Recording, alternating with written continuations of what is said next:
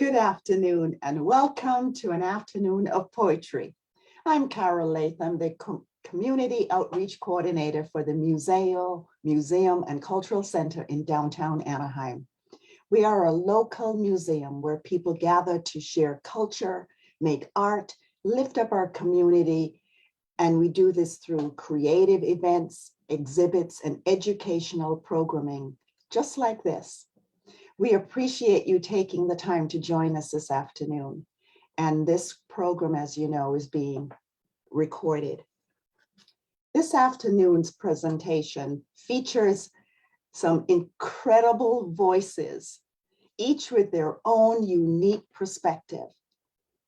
We have Brenda Vaca, Poet Astrid, Alex Petunia, Diosa X, Natalie Graham. And this panel of poets have been assembled by Natalie Elaine, Southern girl living in Southern California by way of Texas. She's devoted to making an impact through sharing her love of poetry, art, yoga, and meditation to the world. She encourages everyone to tap into their individual, unique gifts and not be afraid to use them. And I think that's what's happened with the poets that we have on the panel tonight, that they haven't been afraid to use their talents. So it is now my pleasure to call on Natalie Elaine to lead this afternoon's presentation. Natalie? Hello and good afternoon to everyone. Thank you all again for being part of this day. You could have been doing anything else, but you have made the decision to be here and share your gift and your joy and your passion, and we are all so grateful for you all. So without further ado, we won't waste time. We're going to just jump right in. I love this time that we can share and commune with one another. What I will ask is that you give introduce yourself briefly prior to you saying or performing your piece. So we're going to start with Miss Brenda Vaca. Thank you, Natalie Elaine. Thank you, Muzeo community. It's so great to be here on this beautiful Sunday. The sun finally came out, so I'm grateful for that, to share these poetic words with you. Just a bit about myself. My name is Brenda Vaca, and I am a resident of South Whittier, California, which is, I like to say, it's in deep southeast Los Angeles County, practically the border with Orange County, so probably closer to Muzeo than I would be to downtown.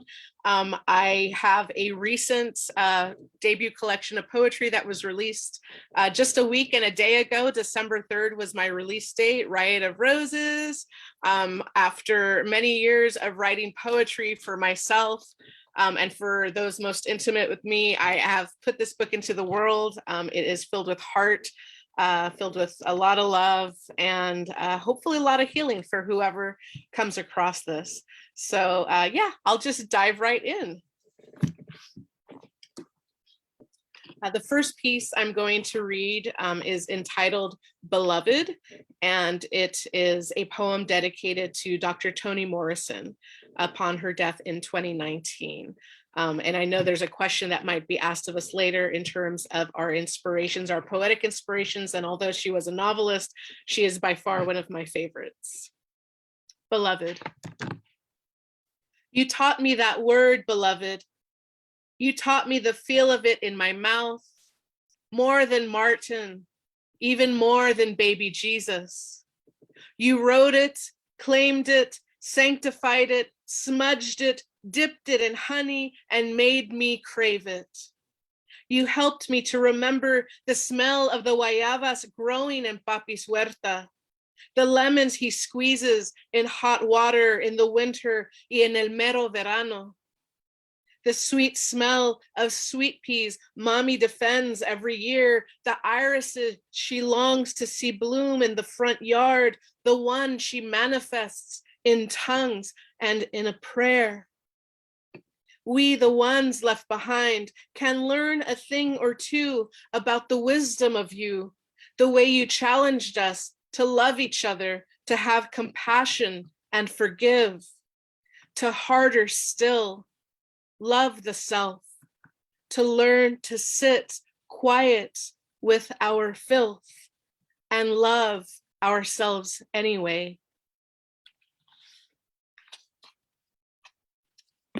I love Toni Morrison. She absolutely changed my life.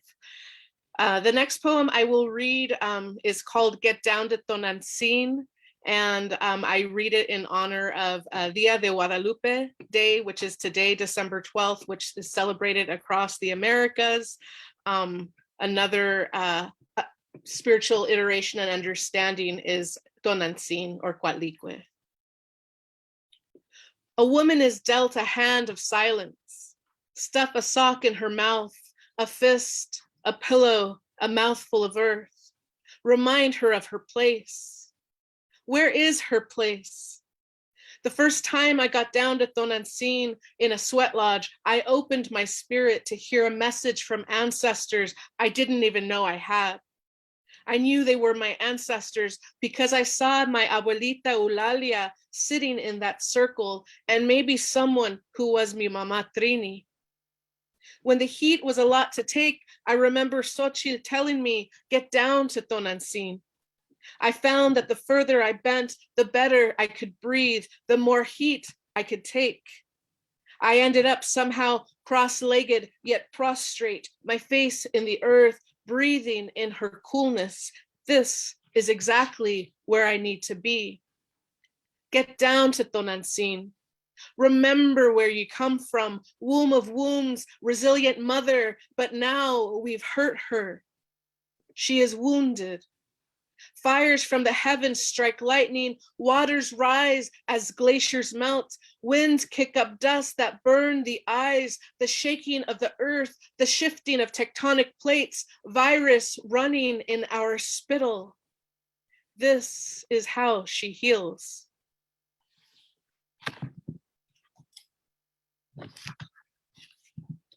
Trying to keep an eye on the time. Let's see here. The next one I will read is one of my mom's favorite poems. So I read this in honor of my mother. It is entitled, I Am a Rooted Tree. When hurricanes come, I am a rooted tree. Roots so deep, my palms blow in the wind. There are casualties. Branches wave like feathers, tree trunk bends down low. We fall like orange seeds. Yet my roots run way down deep to the canyon core. These roots have traveled all these generations along rivers and fault lines, crests high and valleys low. We have peed in trees. We have hid in trees. We have peed on ourselves, slept with the taste of dirt in our mouth. These roots we migrate, tributaries in every direction where the land calls us home. From here to there, follow the flow of miel y limoncito, the buzz of bees y colibris, condor to eagle. We're birds on the route we've always flown on. You can't stop this great migration. We tangle with the sky and clouds.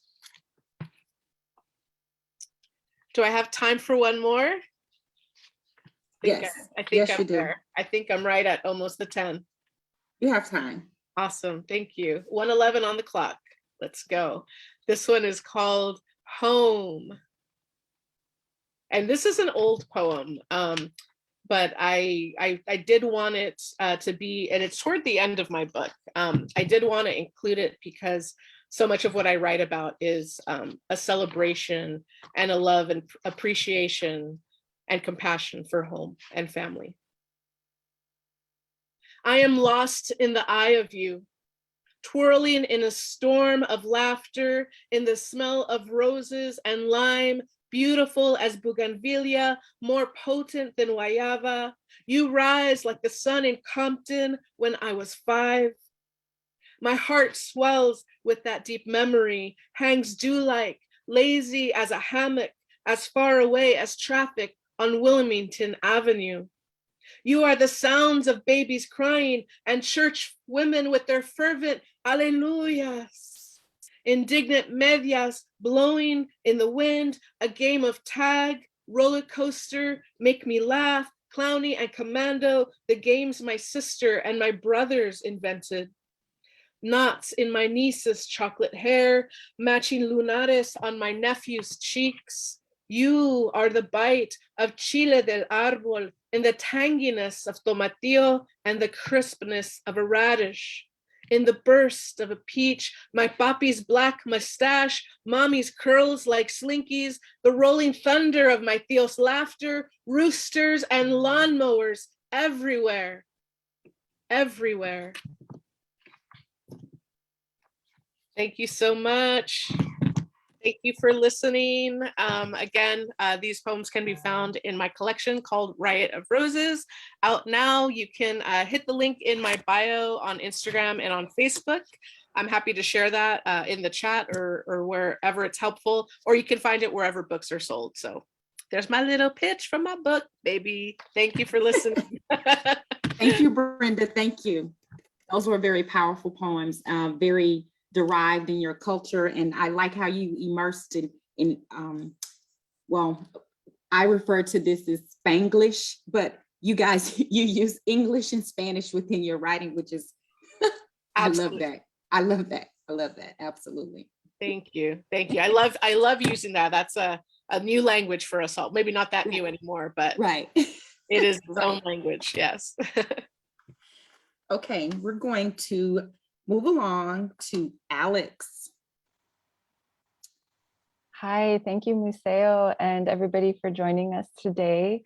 My name is Alex Petunia. I am the author of Tending My Wild, which came out through World Stage Press this past September. It's an honor to be here with you all. I am Chicago-born, LA-based poet. I also go by the nurse poet. I've been a nurse in pandemic while I wrote this book, and had it not been for the Community Literature Initiative, I don't think this book would have happened. So I appreciate all the community, this village that built this book with me. I'll start us off by acknowledging my ancestor, one of my ancestors. And this is the reason why I wear flowers in my hair. Huela. Nails a fresh red, lips a light burgundy, hair a dash of gold pinned with a white flower, skin a gentle amber, though paler now.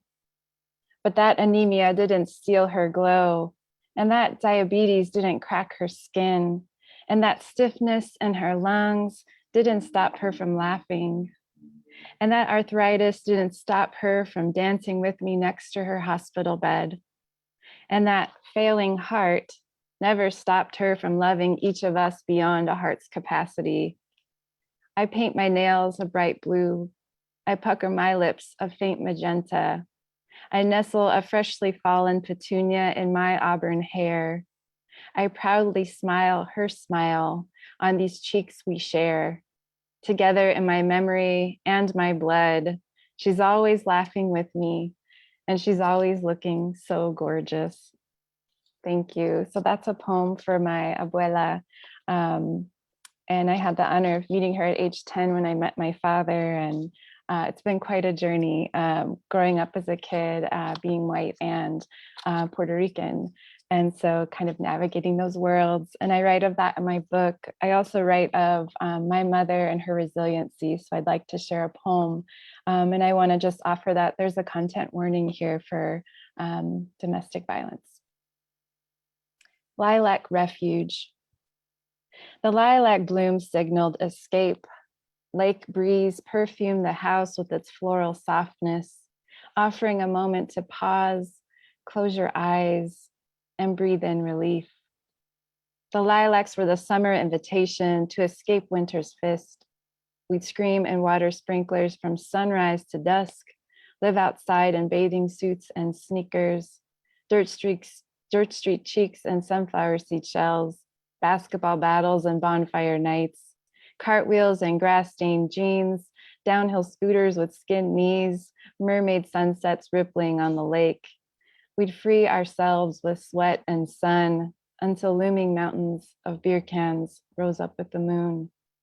Lilacs was a funny word said by my mother in Southern twang, like her big Texas sister. My mother always knew how to tickle our bodies with chuckles, her remedy to help us all forget the eggshells beneath our feet. Lilacs always smile my mother's resilience, her fight to stay alive, stay sane for 3 kids, committed to a man who buried her in bruises. The house would tremble, no longer fragrant with soothing sweetness, only belches and shouts and spilled beer. We'd hide to get through night's terror until we'd smell the lilac smile with the quiet of morning's welcome, inviting us out to play again while we still had one more day to live. Thank you. And had it not been for the strength of my mother and my abuela and these phenomenal women in my life, I don't think I could be the fierce woman I am today. So I'd like to share this poem. As I was writing this book, it's been quite a journey of self-care, understanding what that means for me, also being a nurse in a pandemic, and trying to understand how to be a good nurse to myself. This poem is called "Who Is This Woman?" Thinking she can drive up a mountain in bear territory all by herself. Who is this woman? Craving nothing else but trees and pen escapes on windy roads and starry nights. Who is this woman? Honoring herself with candlelit bath and tea and book and facials, loving on her body's needs. Who is this woman? Sleeping with spiders in a cabin, having breakfast with bees, savoring the feast of her fruition, cooking meals from nothing for herself, her way. Who is this woman?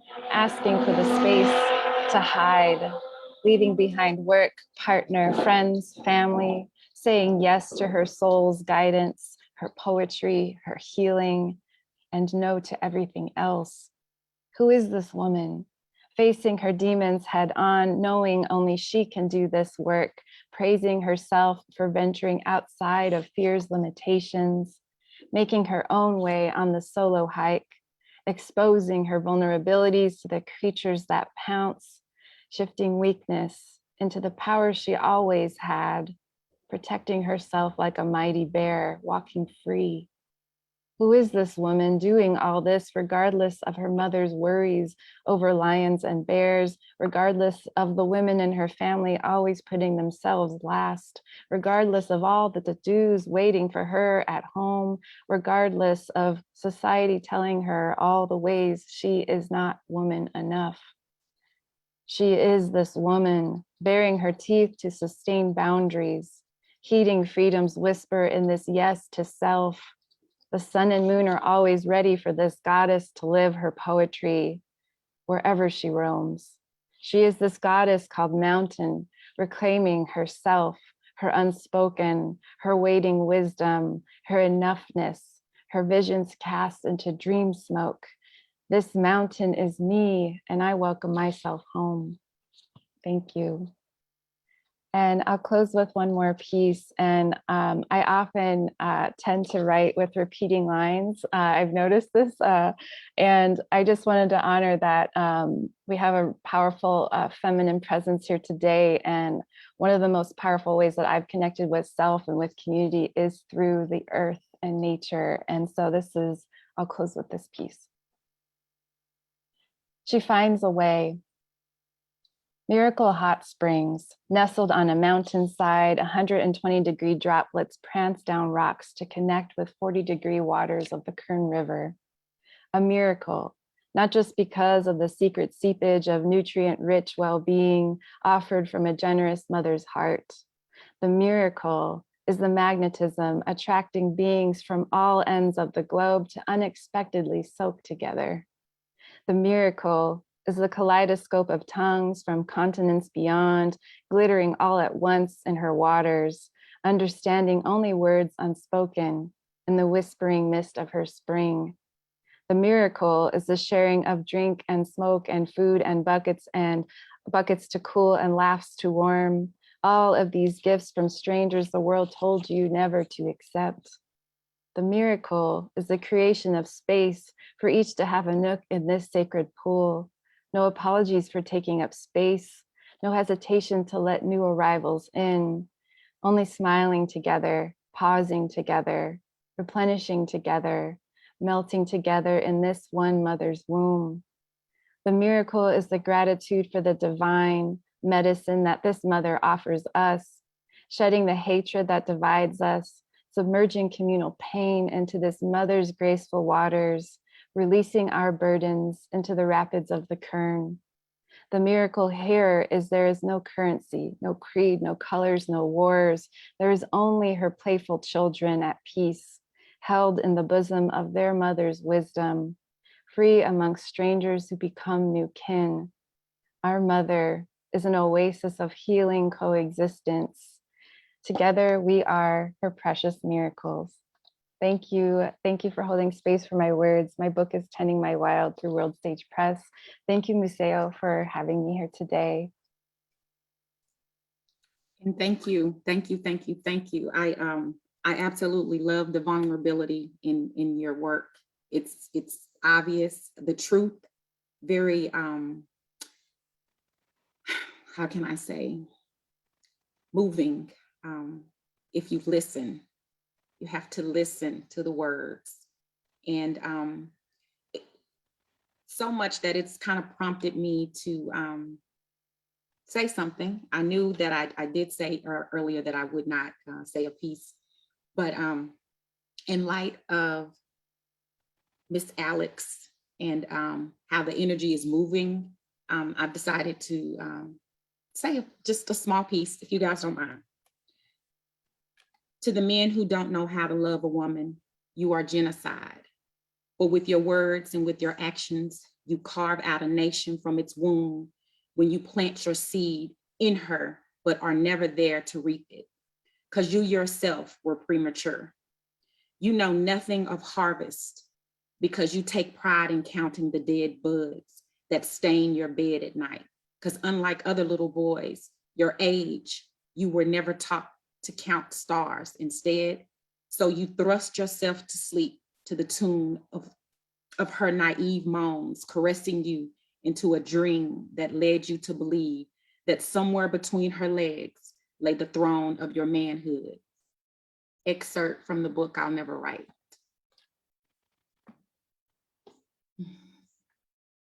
So,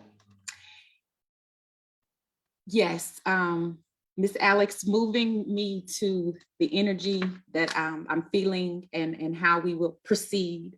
Thank you for your work. Thank you.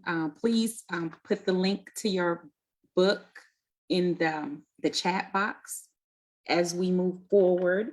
We're going to, I also wanted to touch on something else you also brought up, Alex, about self-care and the importance of self-care, knowing that we cannot pour from an empty cup.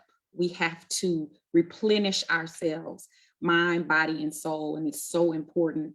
And for me, sometimes that is not always with me doing other things. Sometimes it's just me writing. It's how I replenish and how I feel, if that makes sense. So I do apologize. So we're going to move on to the goddess in the room, Miss Diosa X. Only one of many goddesses. We are in a room full of goddesses. Right, it's the divine femininity for me. It sure is. And today is the day to epitomize on this beautiful, divine, feminine collective. So I'm honored. I'm honored to be a part of the program, and I'm honored that it's happening today. So deciding what to read, I'm a Libra. And listening to my sisters here, I think I will start with a poem that is in chapter 3 prayers and invocations. In my book, a church of my own. And 'tis Sunday for those traditionally churchgoers, right? But yes, today on the day of Tonantzin, the day of La Virgen de Guadalupe, the Divine Feminine, I'd like to start with Madre Tierra.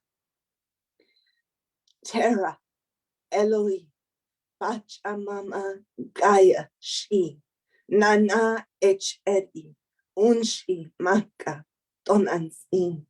Mother Earth, we honor you. And to continue, the Shaka Dukkha, a reading on the first letter of Diosa Xochiquetzalcoatl to Mikisli, 11:11. My dearest lover, tonight let our hearts lay together before we do. Perhaps if the commingling of our anahata precedes that of the svadhisthana, an amazing shift may occur. For it seems that we have erased the sacredness of our sacral. We have convinced our second Totonalcayo in the need for creating a barrier, an antacid or preconceived notion of heartache. Sorry, a defibrillator detecting amorous enchantment, a type of contraceptive against the impregnation of our hearts. Heaven forbid the seeds of love take root in our corazones. Perchance, if our encounter began with the upper triangle, we could dismantle our entangled lower triad. In doing so, we will allow for the rising of the Kundalini and consequently enable the fulfillment of our soul agreement. Lovingly, your goddess. Thank you. Next, resurgence for those moments when we the divine feminine, the goddess, has lost herself. Come back, dear goddess.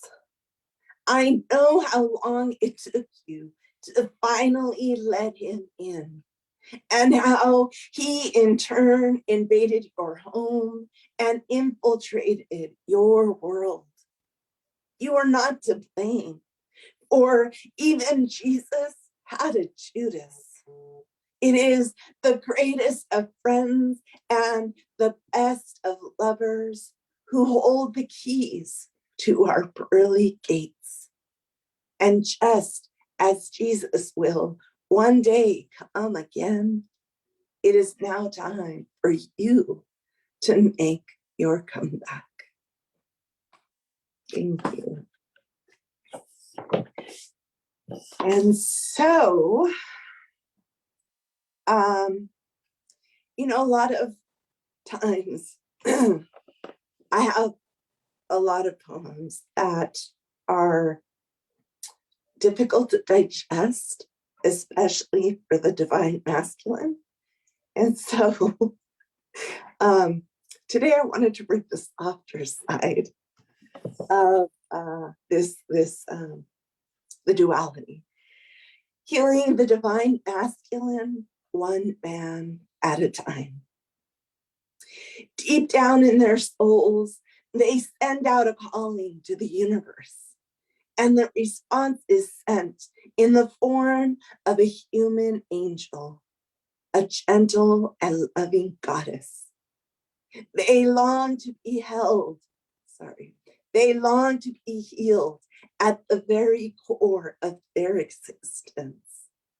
But their human always seems to get in the way. In the earth angel's arms, these fears, these blockages are carefully chiseled away. Sometimes they resent it. Many times they flee, not knowing what to do after these powerful healing sessions, yet lost and confused, they eventually return time and again for years. And the goddess, knowing she has work to do, embraces them back into her, into her loving arms. And I started off with very short ones, so I'd like to move into a little longer poem. And this one's titled, So It Shall Always Be.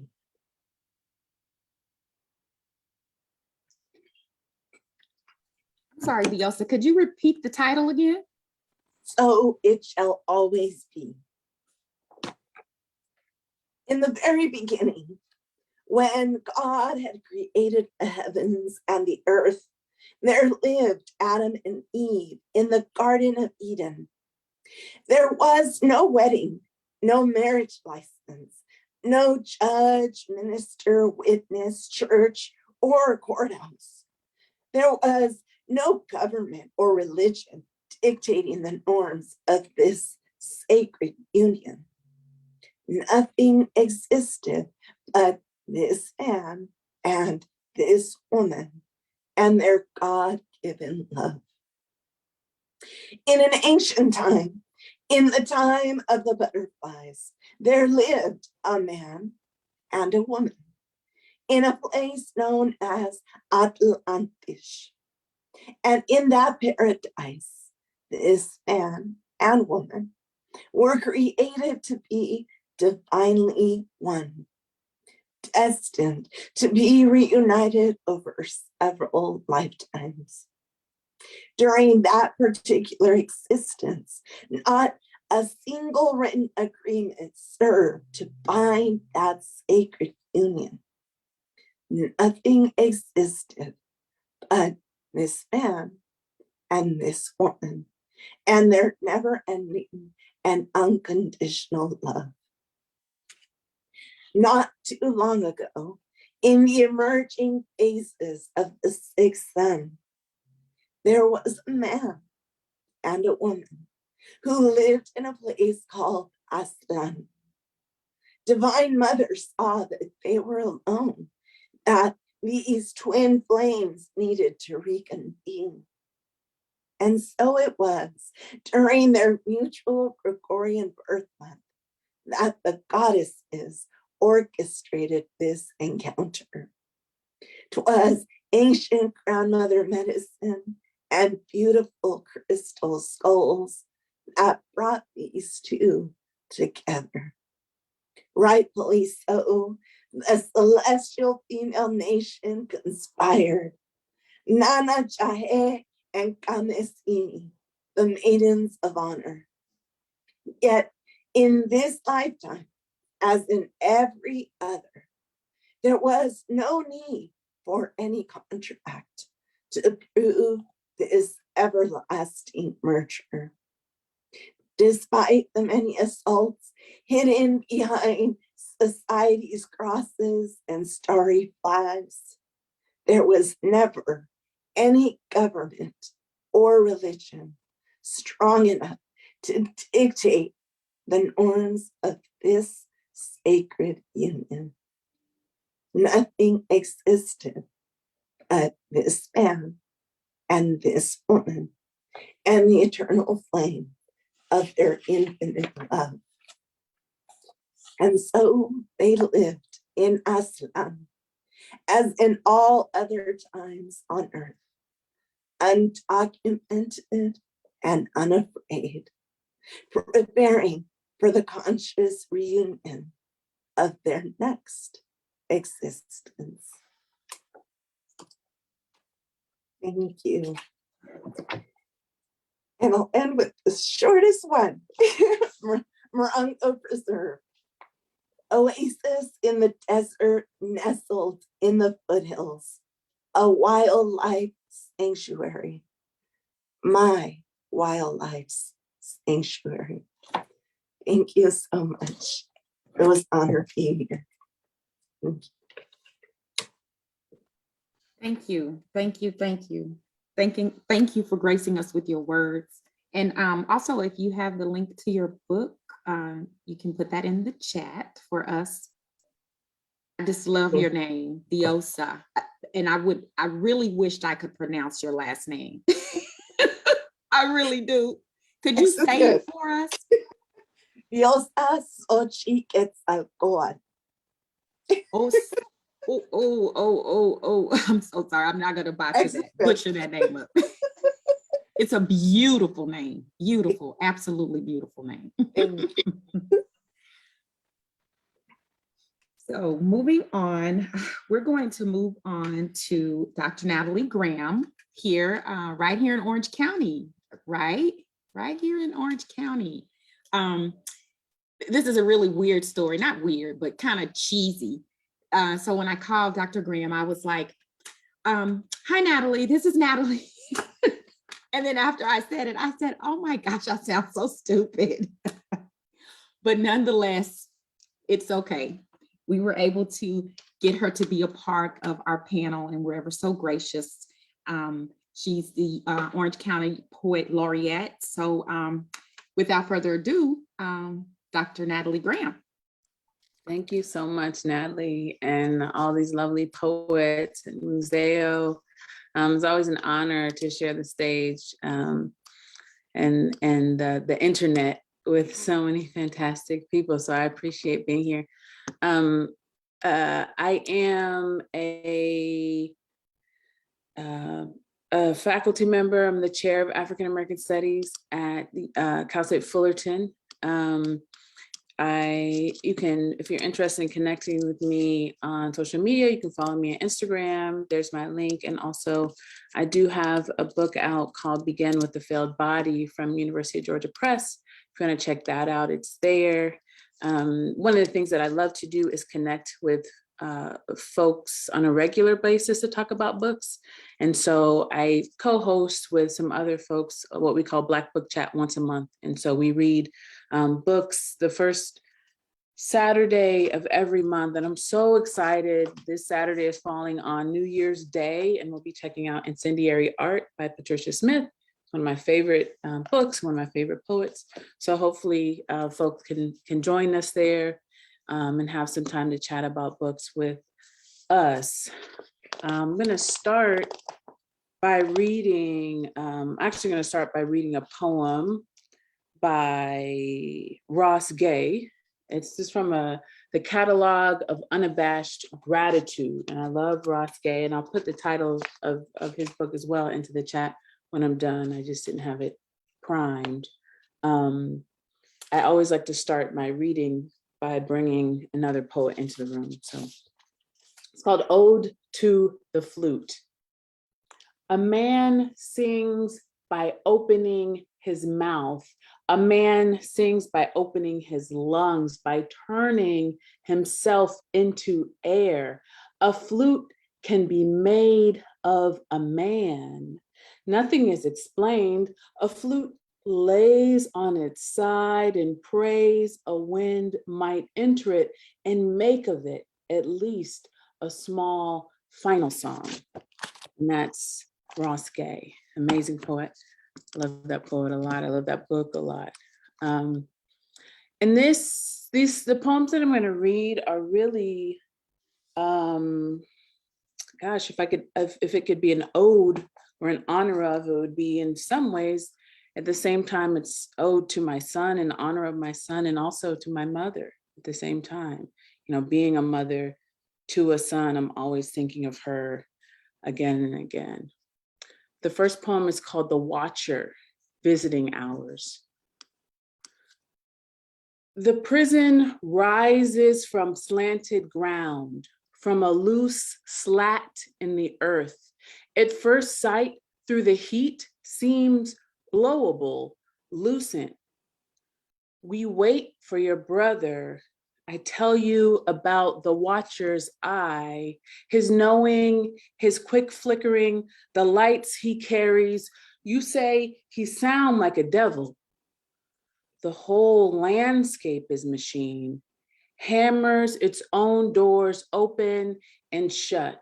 From the lot, we see the beast of sliding gates and mechanized arms and glass eyes capturing. We wait for your brother's hours to start. You draw your thumbs beneath the tired arch of a slight foot. We laugh, call it a sliver, scrap, compare your foot to other tiny things. Joke with each other. The prison rises from broken stitches and being nothing but stone performs the everyday magic of exhalation, alive with whistling smoke and grinding shadow. My stomach is swollen with a boy the size of an orange. I say, think of what an orange can be.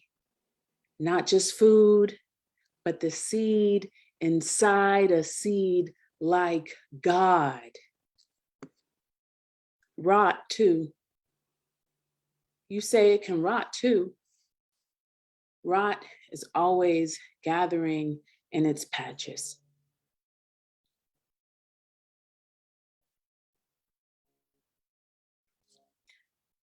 This next poem is called Touching the Bird.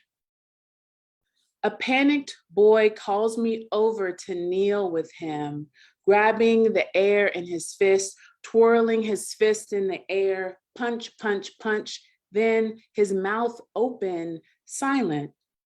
The question he asks me is a bloody tooth in a brown napkin.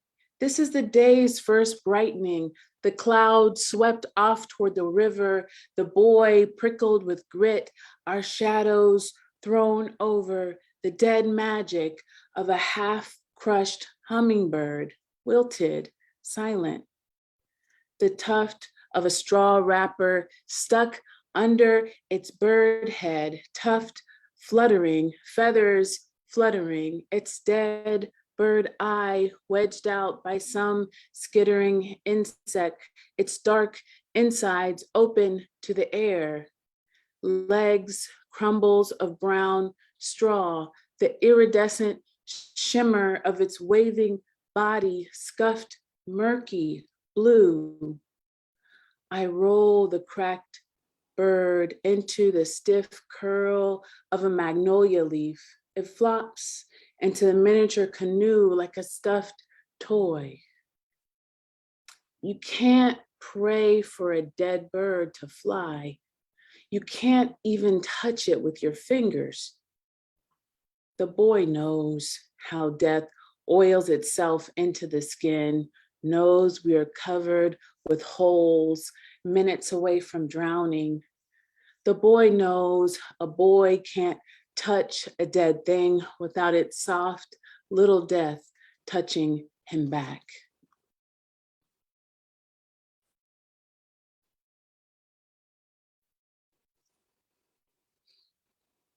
Underneath, there's a wound.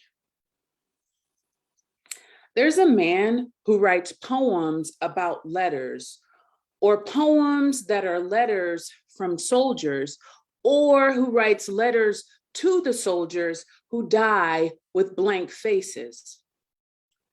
There's always another blank-faced boy to forget. Underneath this poem and listening to the man read his poem and forgetting there's a wound flapped open like a trout's mouth. Its tenderness surprises me. My boy is tender for dead things, cries for the gone life lays a leaf over a cricket's carcass, talks breath back into things that never were.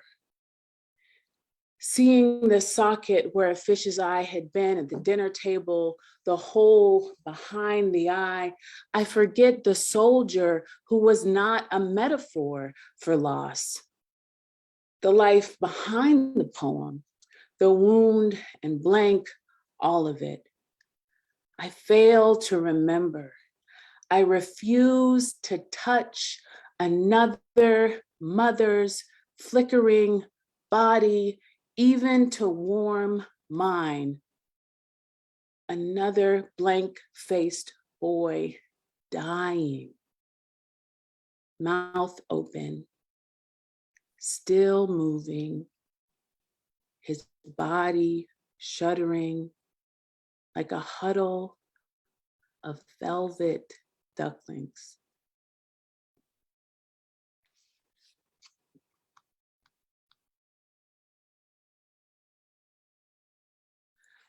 The last poem I'll read is called Make Me.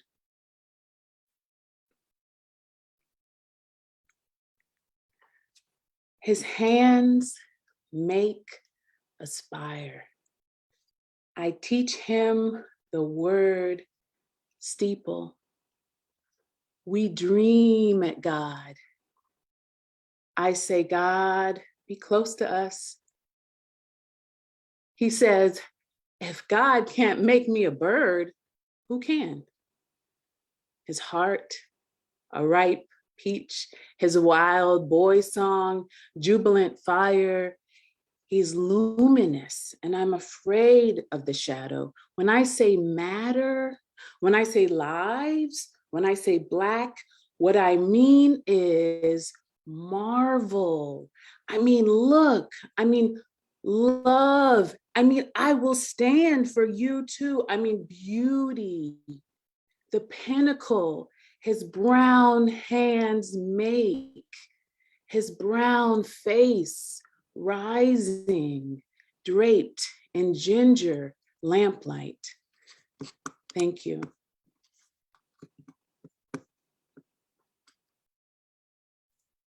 Thank you, thank you, thank you. Brenda pointed out very early on how much imagery and how vivid the imagery within your work is, and your word selection. It's almost like I can see what you're saying. You know, that's wonderful. That is absolutely beautiful, absolutely beautiful. Great pieces. Thank you, Dr. Graham. We really appreciate you gracing us with your presence. And great. Those were just absolutely lovely pieces. And I did want to circle back to you guys about, and hopefully you've had some time to think about it as we have all participated on the panel. And Brenda did mention earlier that Toni Morrison was someone that has inspired her to write. Diosa, is there anyone for you that has inspired you to write? Sorry. Again, being a Libra, I can't just pick one. Okay. But so in my top 5, some of these medals, definitely. Edgar Allan Poe, Gabriel Garcia Marquez, and the first poem I ever wrote in Spanish was a response to William Carlos Williams' Never Give the Heart. It's my version in Spanish, Nunca des el corazón. So. Okay. And Alex, what about you? This is a great question, and it is hard to choose. I know Jessica Salgado has always been an inspiration to me with how she talks about family and love, and just like is such an empowering writer. I also love Mary Oliver, the way that she can bring nature into the day-to-day and emotion. And there's so many poets out there, though. It's really hard to choose. I know noticing that Diosa mentioned Edgar Allan Poe. I remember in 12th grade, I had to do a paper on Dylan Thomas. Now, this is a poet that goes way back. I'm not even sure if any of you guys know who Dylan Thomas is. I mean, oh my gosh. And I don't know, but why I just randomly selected him. It was a literature assignment and I had to write a paper on him, and that's who I picked. And from there, that was not that he was an inspiration to me. I think that was when I encountered just poetry in his style, which was very different from what I was writing at that time. So for me, it was appreciating the different styles and the different people and things. And of course, that was so long ago. That, I mean, gosh, Dylan, that's very old, but nonetheless. What about you, Natalie? What are some of the, outside of Ross Gray and Patricia Smith, some of the other poets that you enjoy? You know, that I inspire you? Yeah, I mean, I definitely can. I was echoing Brenda's comment earlier about Toni Morrison. Like, I feel like there's this, you think about the most brilliant lights, just intellectual, Yes. creative, sensitive writers, and it's just like Baldwin and Morrison forever. Like, it's not, their work is evergreen and always, you know, it never leaves you without something. You can always come away with something. Right. But I'm certainly also like really inspired by musicians as well. Like, I feel like my first poets were, you know, rappers. So it's like Tupac and Kendrick Lamar. Right. I'm always inspired by their work as well, and You moved see by this? exactly. Yeah, Right. for sure. Yeah. So, okay. All right. How would you? For me, the word poetic can be used in any framework. I describe the way I speak as poetic, the way I dress as poetic, the way I walk, the way I talk, the way I smell can be poetic. Brenda, what's poetic to you? Such a good question. I was thinking about that as Dr. Graham was reading her work in particular, because for me, poetry is it's rhythmic and it's sonic. I love sounds. That's probably like one of my favorite senses. If I were to lose any of the senses, I wouldn't want to ever lose that one, right? And folks in hospice say that hearing is the last to go. So for me, it's something sounds, the sonic, you know, the rhythmic. And I'm not a rhyming poet, but I do love when poets rhyme. And that's absolutely connected to music. So yeah, poetry for me is just that. I don't know, could be any kind of sound, rustling or clapping or, you know, a drum. It's like connected to the heart in that way, you know, that beat. So for me, that's what poetic is. Right. Alex, you? For me, it's about like presence and witnessing. I think I love going to nature and just being like totally absorbed by everything there. I also just love like witnessing people, especially as a nurse. I see people in all kinds of situations, and just like the humanity in it all. I think there's so much poetry in that, in the pain and the joys and the storytelling. So Right. I'd say I call that witnessing. people watching. Yes, yes. Diosa? I think for me, it boils down to words that touch the soul. Right.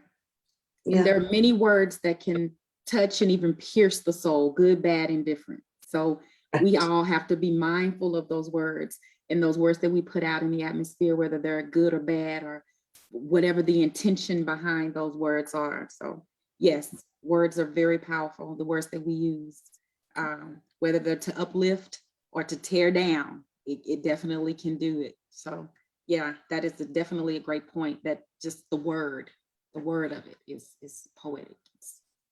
I totally agree. So I'd like to thank you all for participating in our panel today. We really appreciate you. Thank you to the Muzeo who has afforded me this opportunity and this platform. I am so ever grateful.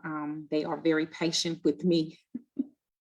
as I navigate this new California space, coming from Texas. So the transition for me hasn't been that easy, but it has brought along some great material. So without further ado, we will be signing off here shortly. Our program is coming to an end. And again, I wanted to thank each and every one of you, Brenda, Alex, Dr. Graham, Diosa, the goddess. I love that name. Thank you all for participating. If there's any additional comments, things that you guys would like to share about yourself to us, to our platform, to the Muzeo, please do so at this time. Unmute yourself, and great. So. I just want to say thank you. This was really beautiful, and I feel so empowered by you all today. Thank you. Thank you. I'm going to turn it back over to Miss Carol. Well, I'm telling you, senses on alert, because it was not just the imagery. It was, I could smell some of the lilacs, the squeezed oranges, the earth, you know, everything was just so intensely visual. And, you know, you're just mentioning about the power of words. And sometimes it's not even just the word itself, but it's the way in which that word is used, the intonation in the voice that makes that word, you want to cringe or you want to soar with that word. And, you know, we talked in the beginning about tapping into your gifts and not being afraid to use them. And I think that's exactly what all of you have done this afternoon. So thank you so much for sharing this. Before we close, I want to remind you that the website links will be on our website for our poets as well as Natalie Elaine. And you can find out more about how you can purchase the books from each of our authors or poets. I'd like to say a special thank you to Berkenda in the background, because a lot of what happens here flawlessly is because of her. And of course, to Brenda, to Alex, Diosa, and Natalie. Thank you so much for bringing your voices to this. Without a doubt, you've been able to help us navigate some really nuances of the written and spoken word through the expressions of their poems. Special thank you to our viewing audience, because it's a Sunday afternoon. There are so many other things that you could be doing, and we appreciate your taking the time. The Museo's main gallery is open to the public Wednesdays to Sundays from 11 to 5. In the main gallery, we are featuring the annual Muzeo Express. And in the Carnegie Gallery, we have two artists, Clarence the Pencil Man Pointer and Yara Al-Moradi. They're in the upper galleries. And a special afternoon will be Saturday, December the 18th, with actor, writer, and artist Paul Michael Glasser. You might remember him from the days of the original Starsky and Hutch. He was Starsky. Well, he's an amazing author and an artist, and we're having an afternoon with him on the 18th between 2 and 4:30. He'll be doing readings from his books as well as showing his art. Tickets are still available online at www.museo.org. And then I hope you'll join us on January the 9th for the next in our series of the Open Book Authors series. Look forward to seeing you then. And from the Muzeo, we wish you happy holidays, Merry Christmas, Happy Kwanzaa, Happy Hanukkah, Happy New Year. And we'll see you in January. Thank you, ladies, again for your poetic voices. Bye. Thank you. You all have a great day. Thank you.